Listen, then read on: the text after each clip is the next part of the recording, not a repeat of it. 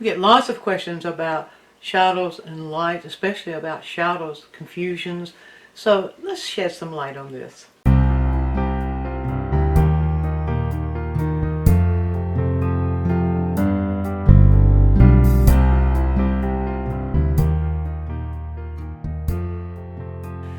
Although when I'm doing demonstrations, I usually like to start with the shadow and then build forward.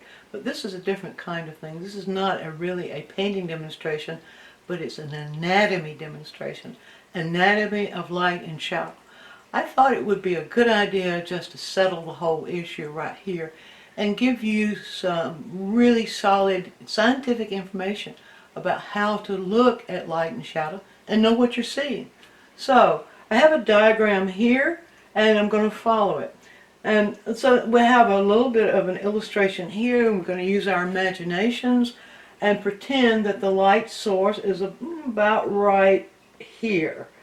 And with the light source there, that means that the light is the light of the image itself would begin about right here. And before I go any further, let me show you what I've done on the palette. Now, if you want to do some practice exercises to understand light and shadow, you can use any earth pigment or black, and I'm using raw umber here, and develop yourself a value line, such as I have here, that goes from as dark as possible, this is black, to the lightest light possible, this is white. And then I have in between here these 5 values. This value, if you squint your eyes, you'll see that this value blends with my palette. My palette's a middle value palette, so this is middle value, and I'll show you in just a moment how that's significant. Everything to the right of that, of course, is light, or on light on the value scale, and everything to this side of that, of course, is dark on the value scale.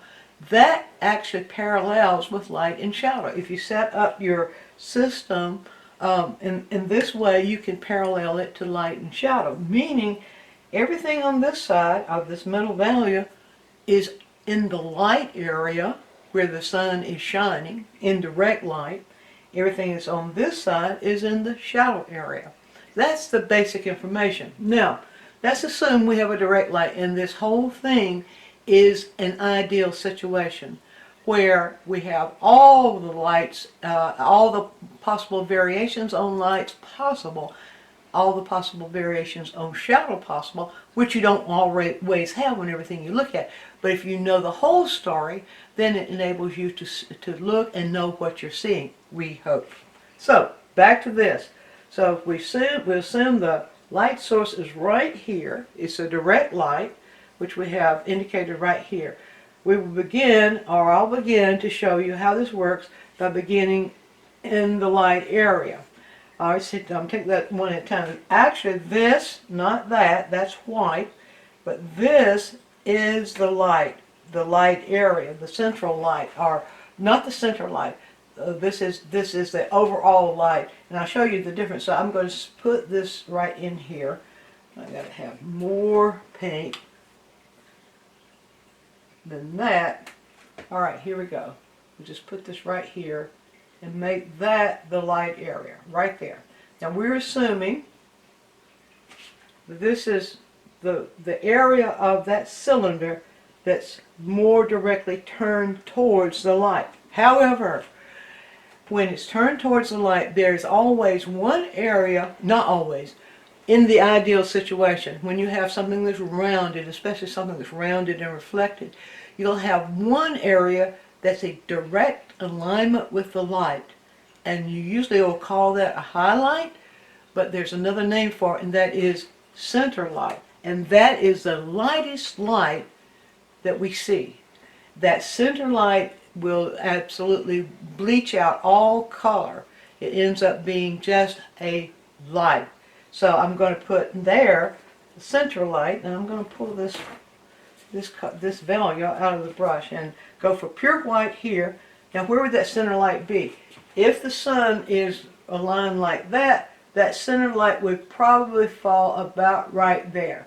And it wouldn't go all the way down, because if the light is like this, then this is the part of the cylinder that is more closely aligned with the light. This begins to fall away from the light source. So that is the center light. Now we'll give that a little bit of blend it slightly into the light, like we have right here, very slightly blended into the light. Now let's do it a little bit more neatly, give you an idea. All right, we have two parts already of the anatomy of light. We have the center light, and then we have light. That light area begins, we might call it a brighter than the rest of it. We don't really have a name for it. Let's just call it light.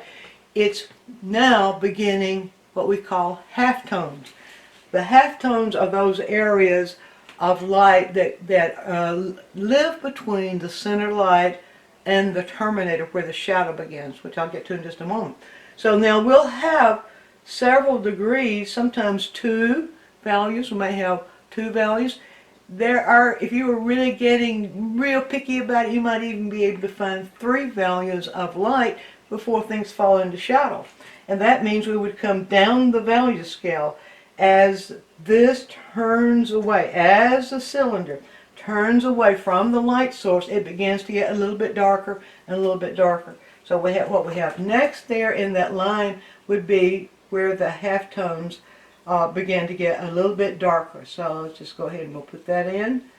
Let's get that a little bit smoother, and lost the center, lost part of that little, go back in here and get that part of that light area there. Just let that sort of all blend in there.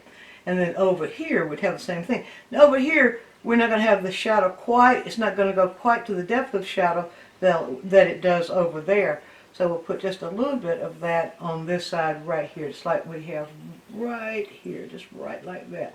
Now, get that sort of blended. Now that gets, as this cylinder continues to move away from the light source, it's going to finally turn so it's not receiving the light anymore. It's not receiving the source of light anymore. And we'll just sort of have to pretend where that happens. That area is an area we call right here, the terminator area. That's the we call it terminator. It's not a line, it's an area. We call it terminator because it's a transition. That we get that from the moon, where the Earth blocks the sun from the moon. Well, anyway, at that terminator area, it's transitioning out of light into shadow. And then this middle value is a good value to define that terminator area. It's a good transition value. So we might call the terminator area something about like this. So now we might not have a terminator area over here. It just depends. And let's just put a little bit of this over here. Let's just assume that we will have a bit of a terminator area over there, so I don't get you confused. Alright, so this is beginning transition away and into shadow over here, and beginning to transition over here. Now, depending on where the light source is, the reason I said there might not be a terminator over here, well, that's sort of splitting hairs.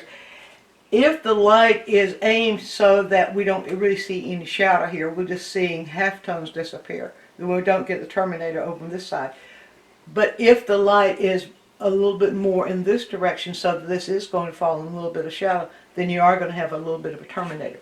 That depends on what you're looking at. It depends on the direction of the light. Okay, so so far what we have in the anatomy, so far what we have, center light.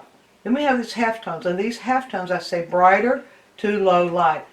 And so the halftones are right in here, love, right in here between the center light and then the transition area that we call the terminator.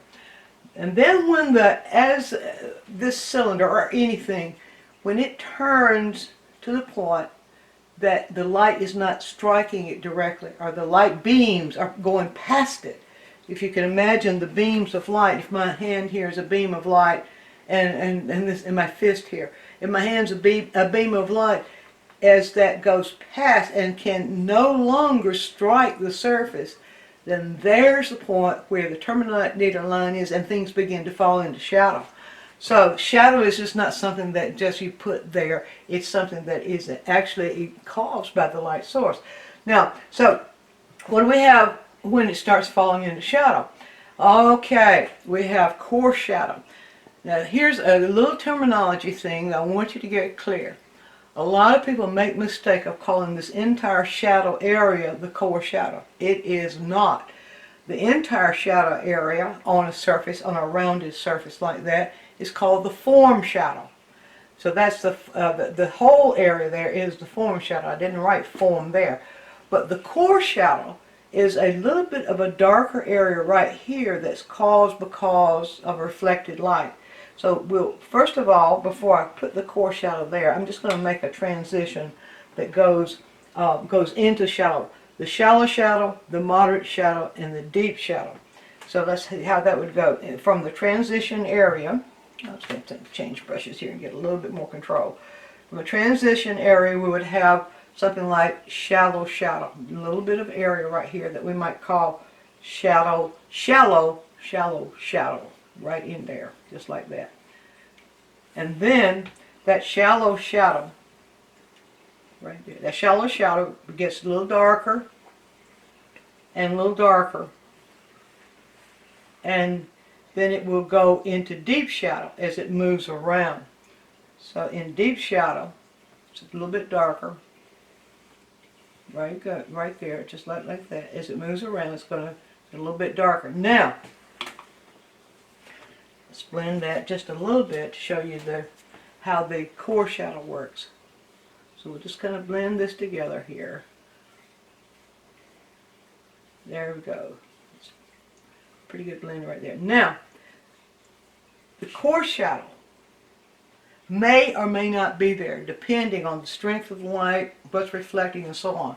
But you can watch it. A core shadow will generally appear about right here, and it will be just a little bit darker, than the shadow, than the moderate shadow, or even the deep shadow. So let's just kind of get that just a little bit blended there, and so that's the sort of thing that you would see. Let's get that just a little bit more blended. All right, now I've kind of left this whole thing unblended so that you can see the story. You can see how it goes. Now you can see over here, if this begins to kind of move away from the light, if the light is located in a place where the light beams are moving past the object, and we see just a little bit of the object going around where the light beams are striking, then you are going to get a little bit of a terminator there, but mainly your terminator is going to be like right in here. So that's the main story of what happens on the surface, but it's not the whole story.